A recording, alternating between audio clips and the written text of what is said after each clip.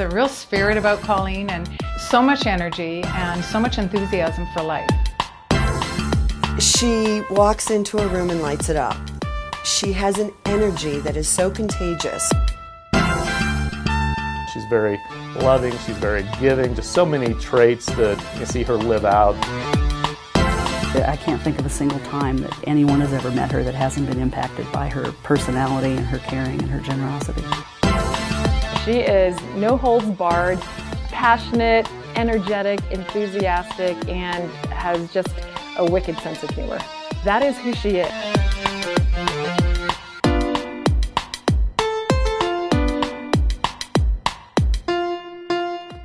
You know, one of Colleen's greatest gifts is her emotional intelligence. And I think Colleen is one of those people that was using emotional intelligence long before business books ever started talking about it as a strategy. We provide video, internet, and phone, similar to Shaw and Rogers in Canada. You know, from a financial standpoint, we're about $1.2 billion in revenue. We have over 800,000 customers. Employees, we're almost 3,300 employees, and really pride ourselves on being a great operator and providing a great customer experience. When I came into the company, it was a turnaround situation because the market had crashed. It was 2002. Money was tight, and I was excited by it being a turnaround situation because when things are really bad, well, you know, all you have to do is go up from there. She has done amazing things for this company, turned it around, and did it in the right way by building relationships with employees and understanding the importance that culture provides as a strategic advantage. That's what I always wanted to do, is to sort of take these values that I have and these leadership concepts that I always believed in but didn't see practiced very well. And I thought, oh my gosh, now I'll get an opportunity to put them into practice and see if what I believe is really true. And what I mean by that is our 4 values. There's nothing amazing about them. They're respect, integrity, accountability, and a word we made up, servanthood. How we define that word is it's a greater honor to serve others than to be served. Understand individual by individual who you're responsible to serve. And I think that one word is probably the biggest differentiator here, is there's really a mindset of servanthood in the organization that I just haven't seen anywhere else. When you come to work at WOW, your job is to create a WOW moment for somebody. By giving everybody that assignment, you create such amazing energies and exchanges, and from all that comes great stories. And so we have a lot of wow moments within the company, and there's stories from our customers about a wow moment they experienced when they engaged with one of our employees. You know, I have an 800 number and an email just for customers. So people can reach me through this 800 number or email, and they do. And they tell me stories that really touch my heart. They're genuine and authentic. And in that sense, Colleen shares a lot of those stories, those wow moments, to employees, to people outside the company, to show how culturally we're different. A woman wrote me, she was upset because one of her cats got out when our installer was there, and it was in January in the middle of winter, and she thought the cat was, you know, dead, and she even accused our installer of stealing her cat. And so she insisted that I do an investigation to see if he had done that. And at first I thought, I'm going to blow this off, you know, crazy cat lady. And then I thought, no, this could be a wow moment for me. So I had us check it out, and sure enough, our installer hadn't taken her cat, but he was so distressed about it. He said, can I do something for her? He said, I noticed she had another dog and cat. And he said, and I noticed that she was struggling because she'd been unemployed. So he asked for money to go buy her a month's worth of dog food and cat food, and he delivered it to her that night, saying, I'm so sorry that your cat got out. I hope this helps. And 2 weeks later, she wrote me and said the cat was back. So, happy ending to the story. Not only do we talk about how employees are our strategic advantage, Colleen has also from day one walked the talk She has been a firm believer that this is not about management prospering from the company. It is about all employees. We even have an award for making a mistake, and it's called the Courage Award. And if you happen to go outside of your area of responsibility and try something and it fails, but we learn from it, then you can win this award. And I love when they get up and receive their awards. They would say, whoever thought I could win 4 days away with my wife or my husband, all expenses paid, because I screwed up. This is awesome. You know, because it isn't a screw up if we learn.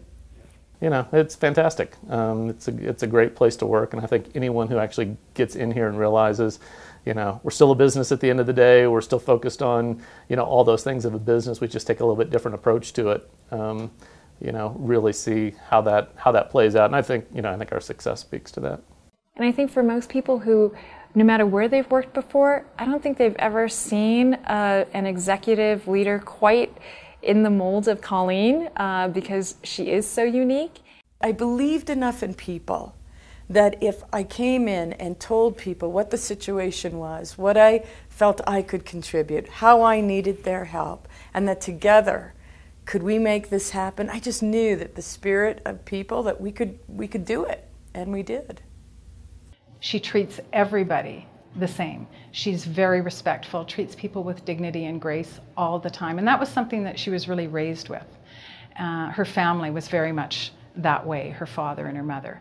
And so she has just a heart for people, and endless giving is, you know, one of the things that comes to mind when I think of her time and even her financial gifts that she gives. I don't know why I was given what I've been given, but I do know that because I have it, I've got to give back. Well, there's 3 or 4 organizations right here in Denver that I support. Freedom Service Dogs is one, and we're here today. And I just love this organization, because who doesn't love people and dogs, you know? And they combine that. They combine people who are in need, everything from children to the aged, who need help for whatever reason, mental reasons, physical reasons. She's a dog lover and became very active in helping us put things together, make this move. The downstairs training center, she helped fund that. We rescue all these dogs, unlike most service dog training organizations who breed, and we bring them here and get them healthy, and then we train them to do things that will give independence to people with disabilities. So the dogs can pick up dropped items, they can open and close doors, they can turn the lights off and on, they can bring them their medicine, they can bring them the laundry out of the dryer. Just little things that you and I don't even think about, but make a big difference when you're disabled. I've always thought that dogs, especially out of all animals, are like angels in fur. You know, I feel like they have this soulful connection to us. And when you take this angel and you combine it with a person in need, and you see that exchange go on between them, it makes my heart melt. She's been very important in all of the things that she supports, the people that she supports. She's made an impact in a lot of different people's lives. And the other organization is Rocky Mountain Children's Law Center. And it's an organization that really acknowledges the fact that our foster care system, our social services system, is overtaxed and broken. And not only did she help us in our mission, not only did she help us in, with giving all that she had, whether it was her time, her talent, her financial resources, but she also adopted a young woman from the system, from foster care. So she lived it, she breathed it, she saw the damage that's done to kids that don't get what they need from their birth parents, and not only don't get it, but are brutalized or have shocking histories, and then how the system deals with that. I learned that the statistics show if a child is not adopted by 4 or 5, they basically get lost in the system. Nobody wants them. They're damaged goods, or whatever you want to call it. One little girl had been in a home 36 times in 1 year. And so when I heard this, I made the statement, geez, people should adopt these kids. You know, just because they're older doesn't mean they don't need love and security. And one of the lawyers took me to task and said, well, why don't you? And I remember driving home thinking, geez, I meant somebody should adopt them, not necessarily me.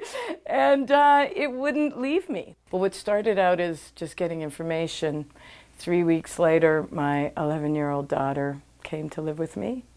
6 months later, the adoption was final, and that was 15 years ago. I could not have done what I've done on behalf of kids without Colleen, because she has been a partner in a pretty dramatic way for at least the last 23 years, I would say. So it's been a remarkable journey. Her father was from Lebanon and her mother was Romanian, and so as a family immigrating to Canada, both her parents were just very aware of what it feels like to be treated poorly or what it feels like to be treated well. So he did pass on to her that philosophy, and I think her mother did as well, and they taught her well because that's exactly how she lives her life. I'm just fortunate to come from an amazingly loving, passionate family. We had a family like everybody's, I guess. I mean, we had our share of dysfunction, and so I think the 5 of us learned that, you know, there is going to be conflict in life, and you can get through it. So I think that's a great lesson. I didn't love it at the time when things were rough. I thought, can't you just all get along? But now I appreciate it because I learned that there is this conflict, but love can overcome it. Love, commitment, and loyalty can overcome it. All you have to do is look at what she's done, and every aspect of it, you know, shows somebody else that, you know, that this is the way to go. Pinch me. I can't believe I am so lucky to be working in this type of a culture and an environment, and it's completely different from anything I've ever experienced before. I'm definitely a better person for having been here than not. A lot better person than I was when I got here. And I think there's a lot of people like that. She's touched so many people, and I think the world is a better place because everything that she does is so positive. And I think she's just given some of that love and care to everyone that knows her. Now, if the world was like her, I mean, if we had more of them, just a few more of them, I mean, oh my gosh, it would be a beautiful thing. I think if we were all more loving towards, especially strangers, I think we would have a different world. So for me, it's not about material things. It's not about career success. It's all about what people will say when I'm gone, as far as how did I touch them? Did we have a good laugh? Were we able to cry together? Did I give to them even when I didn't know them? Because whether you believe in heaven or hell and afterlife or not, I happen to. I don't know what it looks like. I don't know if I have to go around 10 times before I get there. I don't know the mystery of life, but I do believe in this, that at some point, something or someone is going to ask me, how did you love? Who did you help? What difference did you make in the world that you lived in? And I want to be able to say something.